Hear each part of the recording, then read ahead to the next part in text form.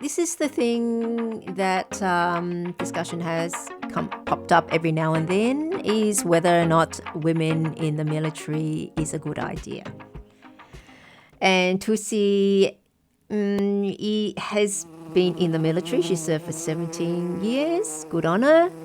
And also been in politics as well. How's that for multitasking? Gotta give it to her. And being someone that's been a woman in the military, and she's also now a conservative as well, that's really a little interesting. I understand, part of it is patriotism, but the other part is conservative views are women should not be in the military. Whereas the left says, and the progressives say, yes, men and women are all the same. Women can hold a gun and so forth. And so, just like a man can hold a gun, there's no difference. So it was interesting to see what she would think about this idea. And I saw an interview that she had done with Jordan Peterson. As if people have been on YouTube, they'll be familiar with Jordan Peterson. And he was asking her whether or not women should be in the front line. Is it a bad idea? And because he says, look, what's the military is there for security. That's the whole purpose of that. Not somewhere for you to do virtual signaling, because that gets people killed.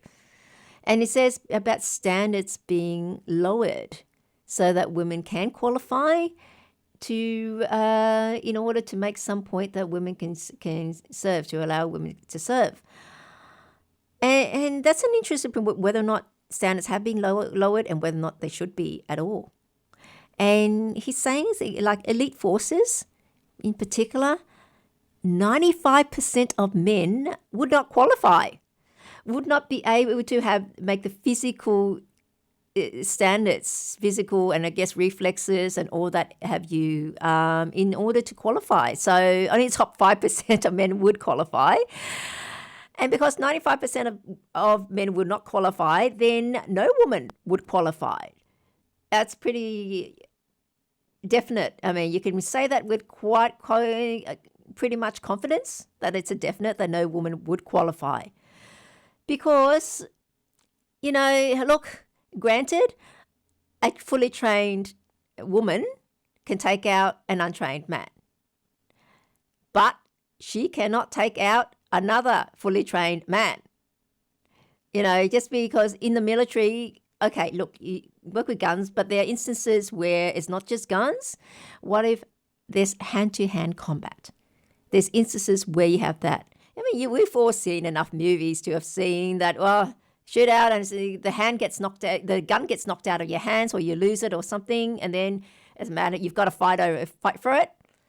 And if you're going to fight hand to hand, whoever wins that fight will be able to get the gun and kill the other person.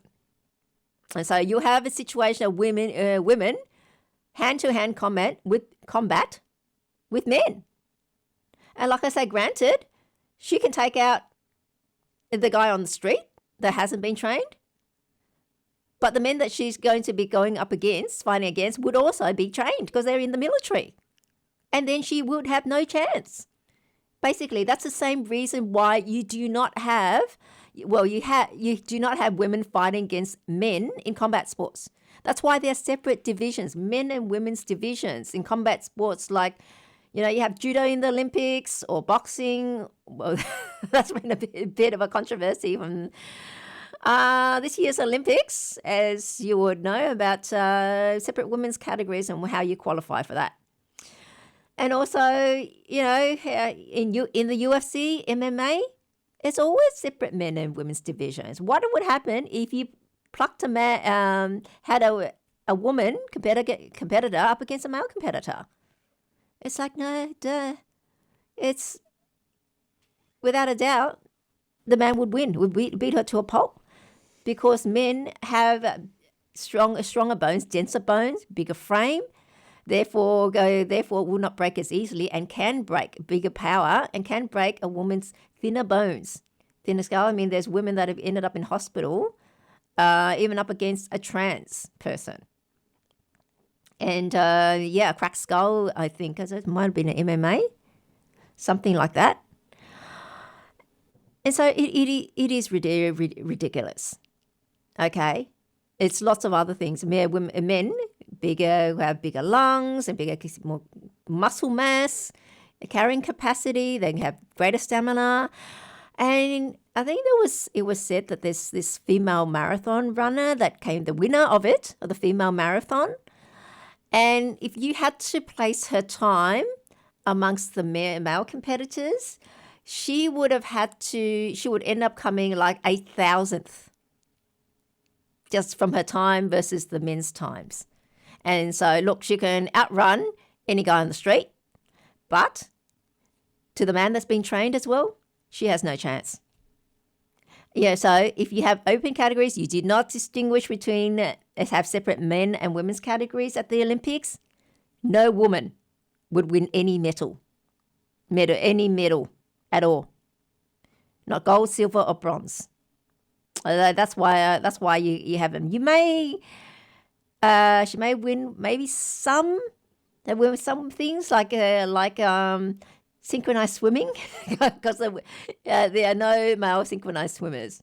Okay, and granted, look, women look far more graceful as a synchronized swimmer and those artistic things than men. The men do.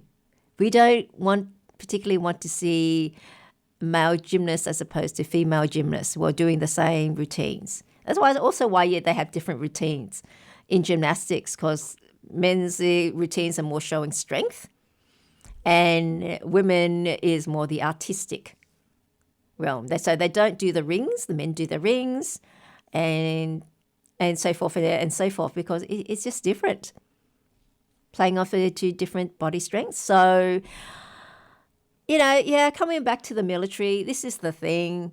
I mean, they found that all male units, military units, do better than mixed units, a mixture of men and women.